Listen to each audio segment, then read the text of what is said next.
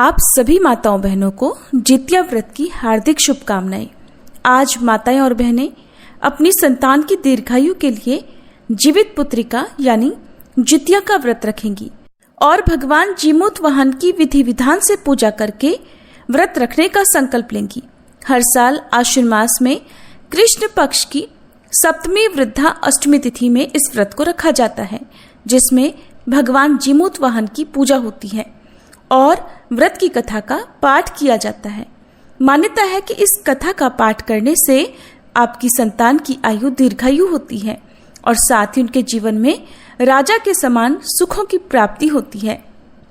जितिया व्रत की कथा के अनुसार एक बार नैमिषारण्य के निवासी ऋषियों ने संसार के कल्याण हेतु श्री सूत जी महाराज से पूछा, हे सूत जी, कराल कलिकाल में लोगों के बालक किस तरह दीर्घायु होंगे, सो कृपा पूर्वक कहिए।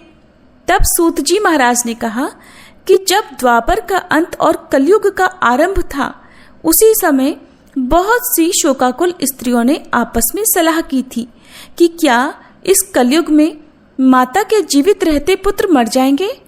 जब वे आपस में कोई निर्णय नहीं कर सकी, तब गौतम जी के पास पूछने के लिए गईं और जब उनके पास पहुंची तो उस समय गौतम ऋषि आनंद के साथ बैठे हुए थे।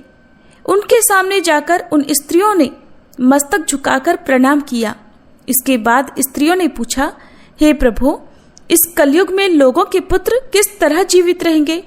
इसके लिए कोई व्रत या तप हो तो कृपा करके बताइए।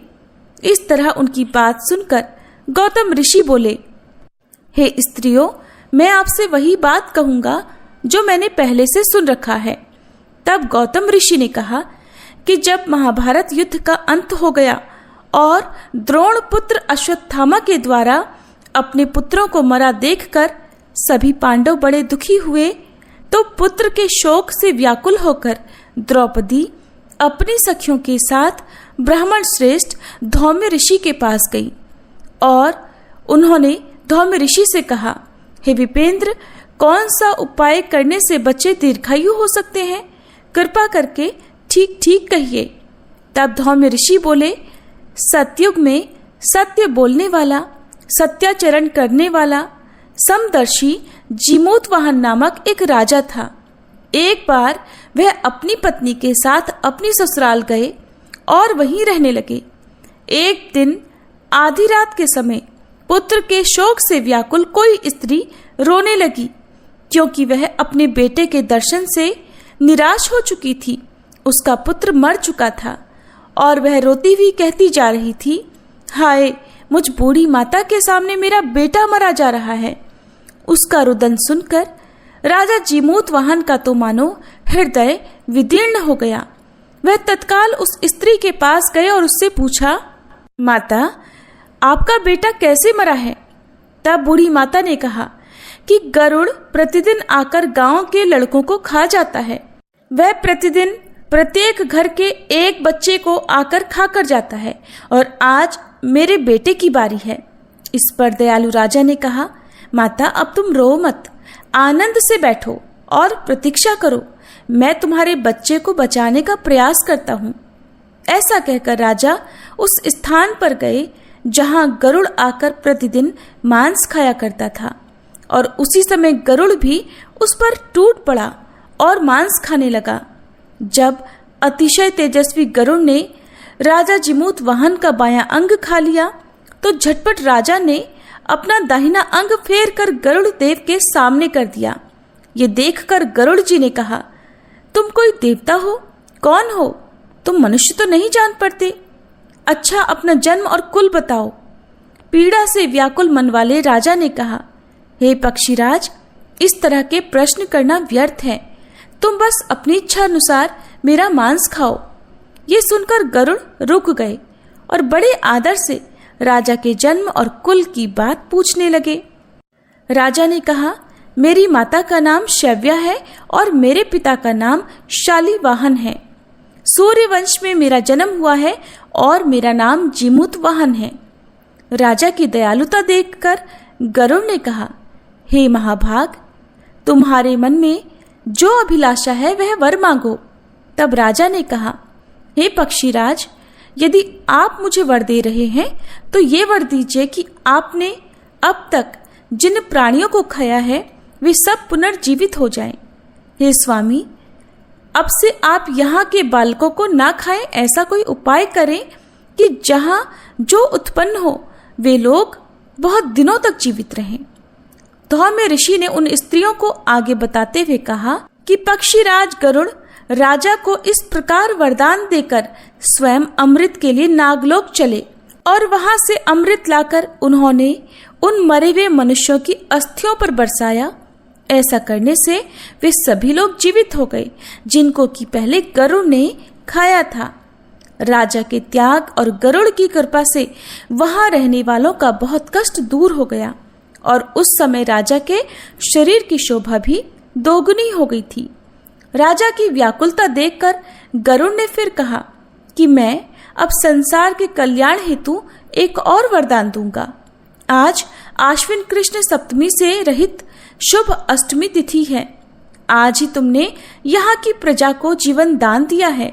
हे वत्स, अब से यह दिन ब्रह्म भाव हो गया है, जो मूर्ति भेद से विविध नामों से विख्यात है। वही त्रैलोक्य से पूजित दुर्गा अमृत प्राप्त करने के अर्थ में जीवित पुत्रिका कहलाई हैं। सो इस तिथि को जो स्त्रियां उस जीवित पुत्रिका की और कुश की आकृति बनाकर तुम्हारी पूजा करेंगी तो दिनों दिन उनका सौभाग्य बढ़ेगा और वंश की भी वृद्धि होगी। हे महाभाग, इस विषय में विचार करने की भी कोई आवश्यकता नहीं है। हे राजन, सप्तमी से रहित और उदया तिथि की अष्टमी को व्रत करें, यानी सप्तमी विद अष्टमी जिस दिन हो उस दिन व्रत न कर शुद्ध अष्टमी को व्रत करें और नवमी में पारण करें। यदि इस पर ध्यान न दिया गया तो फल नष्ट हो जाएगा और सौभाग्य तो अवश्य ही नष्ट हो जाएगा। इस प्रकार जीमूत वाहन राजा को वरदान देकर गरुड़ वैकुंठ धाम को चले गए और राजा भी अपनी पत्नी के साथ वापस अपने नगर को चले आए। धौम्य ऋषि द्रौपदी सहित अन्य स्त्रियों से कहने लगे, हे देवी, मैंने यह अतिशय दुर्लभ व्रत तुमको बतलाया है। इस व्रत को करने से बच्चे दीर्घायु होते हैं। हे देवी, तुम भी पूर्वोक्त विधि से यह व्रत और दुर्गा जी का पूजन करो तो तुम्हें भी अभिलक्षित फल प्राप्त होगा। मुनिराज धौम्य की बात सुनकर द्रौपदी के हृदय में एक प्रकार का कौतूहल उत्पन्न हुआ और पूर्ववासिनी स्त्रियों को बुलाकर उनके साथ इस उत्तम व्रत को किया। गौतम ऋषि ने कहा, यह व्रत और इसके प्रभाव को किसी एक चील ने सुन लिया और अपनी सखी सियारिन को भी बताया। इसके बाद पीपल वृक्ष की शाखा पर बैठकर उस चील ने और वृक्ष के खोते में बैठकर सियारिन ने भी इस व्रत को किया। और फिर एक जगह पर जितिया व्रत की कथा का पाठ हो रहा था तो वह चील भी उस ब्राह्मण के मुख से जितिया व्रत की कथा सुन आई और पीपल के खोते में बैठी अपनी सखी सियारिन को भी सुनाया। सियारिन ने आधी कथा सुन ली थी और कि तभी उसे भूख लगाई और मारे भूख के व्याकुल होकर वह कथा को बीच में ही अधूरा छोड़कर उसी समय शव से भरे शमशान में पहुंच गई। वहां उसने पेट भरकर मांस का भोजन किया और उधर चील बिना कुछ खाए पिए रह गई और सवेरा हो गया। सवेरे वह गौशाला में गई और वहां गऊ का दूध पिया। इस तरह उसने नवमी को व्रत का पारणा किया। कुछ दिनों के बाद चील और सियारिन दोनों मर गई और अयोध्या में किसी धनी व्यापारी के घर में जन्मी। संयोग से उन दोनों का जन्म एक ही घर में हुआ, जिसमें सियारिन ज्येष्ठ हुई और चील छोटी। इस तरह वे दोनों शुभ लक्षणों से युक्त थी। इसलिए बड़ी लड़की काशीराज के और छोटी उसके मंत्री के साथ हिंदू धर्म के रीति रिवाजों के साथ विधि पूर्वक ब्याही गई। पूर्व जन्म के कर्म फल से मृगनयनी रानी हुई। वह जिस भी संतान को जन्म देती वह संतान मर जाती थी और पूर्व जन्म की बातों को स्मरण करने वाली मंत्री की पत्नी ने अष्ट वसुओं के समान तेजस्वी 8 पुत्र उत्पन्न किए और वे सभी जीवित रह गए।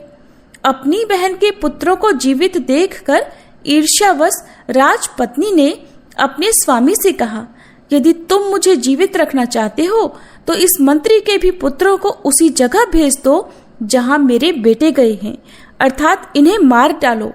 ये सुनकर राजा ने उस मंत्री के पुत्रों को मारने के कई प्रयास किए, पर मंत्री पत्नी ने जीवित पुत्रिका के पुण्य बल से उन्हें बचा लिया। एक दिन राजा ने अपने सिपाहियों से उन पुत्रों का सिर कटवाकर पिटारी में रखवाया और वह पिटारी उनकी माता अर्थात मंत्री की पत्नी के पास भेज दिया। किंतु वे 8 सिर तो बहुमूल्य हीरे जवाहरात बन गए और भले चंगे वे 8 लड़के अपनी माता के पास वापस चले गए। उनको इस बार भी जीवित देखकर रानी को बड़ा आश्चर्य हुआ। अंत में वह मंत्री की पत्नी के पास आई और उससे पूछा, बहन, तुमने ऐसा कौन सा पुण्य कर्म किया है जिससे बार बार मारे जाने पर भी तुम्हारे बेटे नहीं मरते? इस पर मंत्री की पत्नी ने कहा, पूर्व जन्म में मैं चील थी और तुम सियारिन। हमने और तुमने एक साथ जीवित पुत्रिका का व्रत किया था। तुमने व्रत के नियमों का भली भांति पालन नहीं किया था और मैंने विधि पूर्वक व्रत रखा, और इसी दोष से है बहन तुम्हारे बेटे जीवित नहीं रहते। रानी, अगर अब भी तुम उस जीवित पुत्री का व्रत को करो तो तुम्हारे बेटे भी दीर्घायु होंगे। मैं तुमसे सच सच कह रही हूँ। और तब उसके कहे अनुसार रानी ने भी इस व्रत को किया और तभी से उसके कई बेटे सुंदर और दीर्घायु होकर बड़े बड़े राजा हुए। सूत जी महाराज कहते हैं कि इस प्रकार का आनंद देने वाला मैंने यह दिव्य व्रत बतलाया। स्त्रियां जो चिरंजीवी संतान चाहती हो वे जीवित पुत्रिका के इस पवित्र व्रत को करें और कथा का पाठ करें।